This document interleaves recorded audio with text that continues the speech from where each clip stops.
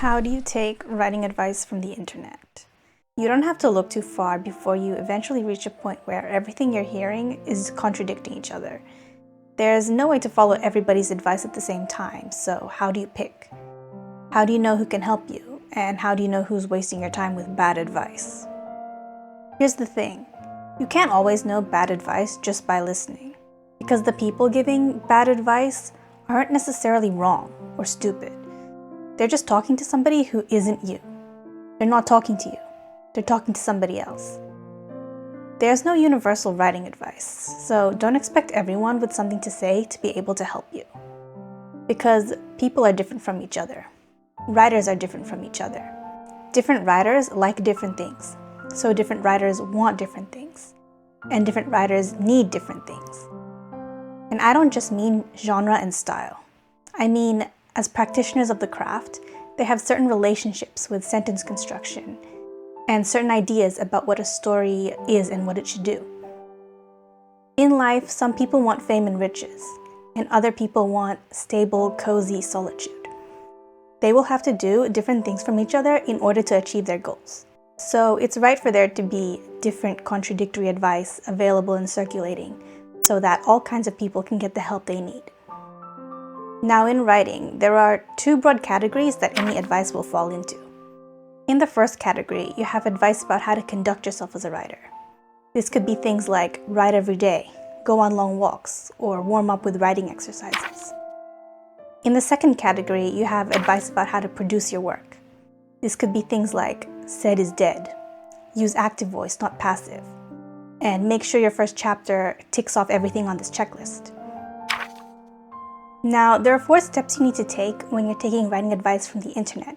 And as an example, I'll be talking about one piece of advice that I rejected but now believe in, and one piece of advice that I used to believe in but have since moved on from, because now I believe something else. The first action you can take is to try to see where any advice giver is trying to lead you with what they're saying.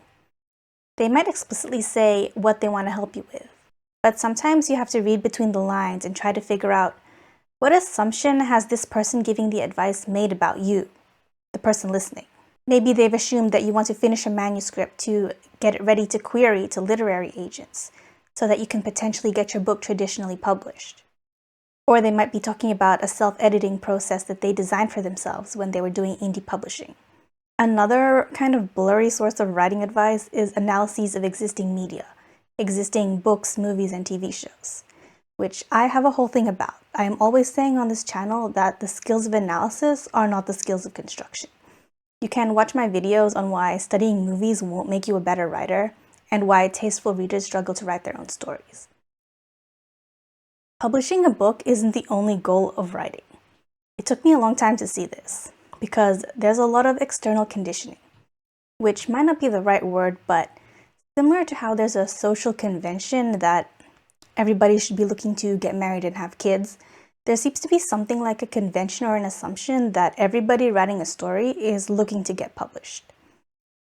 But when I tune out all the other voices and I just listen to myself, the only thing that I want is to write the story that I can see. I want it out of my head and on the earth as a collection of words another person could see, but it wouldn't even matter if nobody else ever saw it. If I printed off the pages of 100,000 words and only kept it to myself, I'd still be happy. I'm not interested in writing to share and connect with others or make money. I'm just compelled. All I can feel is that I have to write. And I have to do justice to the vision of the story that I can see. That's why this channel is only about what's demanded of a writer, and what I know I look for in stories that I like to read. You can watch my videos on how to write a deep novel and why the end of your story is more important than the beginning if you want to know more. So the first step is to try to see where any writing advice is trying to lead you, and think about if it's a place that you actually want to go. If you already know what your goals are, you're going to have an easier time doing this. But if you're not sure what your goals are, you don't have to figure them out before you start writing. As you learn more and try more, you will know eventually. And of course, your goals can always change. Now, step 2.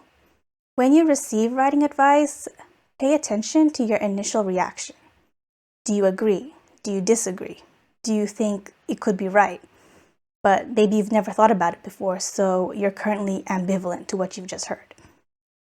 If you think something could work for you, make sure you implement it in your writing project as soon as you can. Don't delay too long. Learning has happened when you're able to manipulate information, not when you've just comprehended it inside of your own brain. And if you're actually working on a writing project, make sure you're not lying to yourself and just collecting information. You can protect against this by trying to spend just as long writing as you do researching and studying. And there's nothing wrong with just collecting information. You can do whatever you want. But don't kid yourself. Are you a writer or are you a learning resource tourist? Decide. Now, if you don't think that a piece of advice you've received is going to work for you, try to arrive at a reason why you think that. What specifically is the reason you've rejected? Is it because you've mismatched goals with the advice giver? Or is it because you already believe something else? Knowing this reason is very useful because later, after you've tried all the advice you agree with and you're still stuck, you're going to need to start trying out the stuff that you don't agree with. For me, I used to think that writing every day wasn't necessary.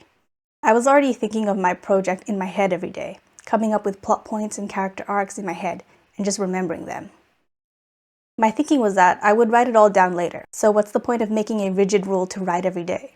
But then I entered a web novel contest where I had to publish 1 to 2 chapters a week, which means I had to produce 3,000 to 6,000 words, reader-ready words, in 7 days. Or more like 6 days, because I had a beta reader. So of course, I was writing every day. And I never learned or grew so much in the last 8 years of writing as I did in those 8 weeks that I spent writing every single day. I think I might make a video about what actually happens when you write every day, because now I get it. I already knew about that famous experiment about I think it was art students making pottery, and I thought I was different, but now I get it. I get it. Anyway, the next step is something that you have to do at the same time that you're implementing a piece of advice. And it's to monitor what that advice is doing for you. Is it doing what it said it would? Is it making it easier to write your novel? Is it helping you write the novel that you actually want to write? Do you like what it's doing to your project? Do you like how it makes you feel? And what specifically did it do for your work? Did it make it better or worse? Or did it make it different in a way that you're still deciding whether you like or don't like? You're going to have to use your emotional intelligence to get in touch with your feelings. And if you're not seeing what you want to see, you need to consider the possibility that you're implementing the advice wrong, or that it needs more time. And how long you should keep trying depends on how long you can withstand what's happening. When I first started writing, I bought into the idea that a story was a philosophical debate, where the protagonist represents a point of view on how life should be lived, and the story would reward or punish the protagonist according to the thesis of the work, and the antagonist would represent the opposite side of that philosophical debate. I had seen a lot of video essays, and this lens of philosophical debate seemed to fit. But I had mashed my ideas into that mold, and I really didn't like the result. With self-reflection, I realized that I'm not interested in using stories for philosophical debate or teaching moral lessons. I'm interested in story as a compassionate and devoted witness to the problem-solving process of a person, to the conclusion of that problem or the person. I'm especially interested in the faults and cracks of their process, and a demonstration of the inevitability of the end consequences of their actions. I like anagnarsis and classical tragedy. With my writing, I'm not interested in making a judgment or pushing a point of view, like a portrait photographer whose work could be flattering or unflattering. I just want to capture the way I see things as accurately as I can. Now, the last step is to make adjustments. If something's not working, you don't have to completely trash it. You can change something small about it and see if that makes a difference for you. If a writing routine is getting you down, try doing the routine backwards. Instead of giving up altogether on warm-up exercises, maybe invent your own. Create a hypothesis about why what you're doing isn't working and why you don't like it.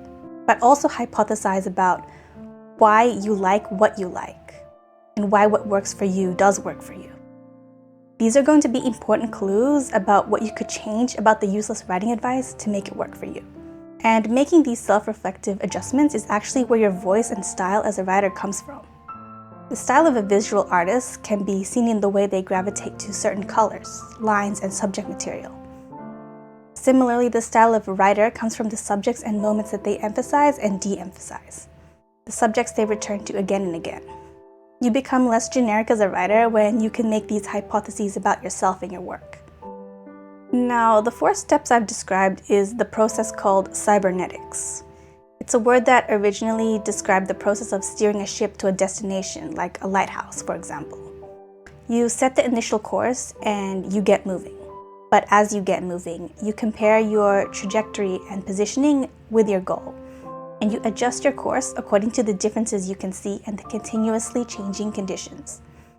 Broadly speaking, this is how human beings live their lives too, which is why people with no goals don't seem to have a life that's particularly going anywhere. Not that there's anything wrong with that if that's what they want. But a big part of this process, cybernetics in living or writing, is self-knowledge, which comes from self-awareness. And that's why I said in another video that emotional intelligence will make you a better writer. If you want to start improving your emotional intelligence, one thing you can do is put your emotions into words. Go to Google Images and find a picture of an emotions wheel. Go around the wheel and think of some times in your life where you felt the way that that emotion describes. And if you're finding that difficult, try to recall what sensations certain emotions make you feel in your body. Personally, I know all of my nervous tells. I know the details of how I feel when I'm about to cry.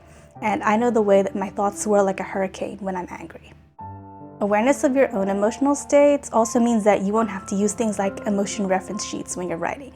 You can avoid cliches and bring your writing closer to life. If you want to know more about what I believe about writing, you can watch this video next about the 8 lessons I learned in 8 years.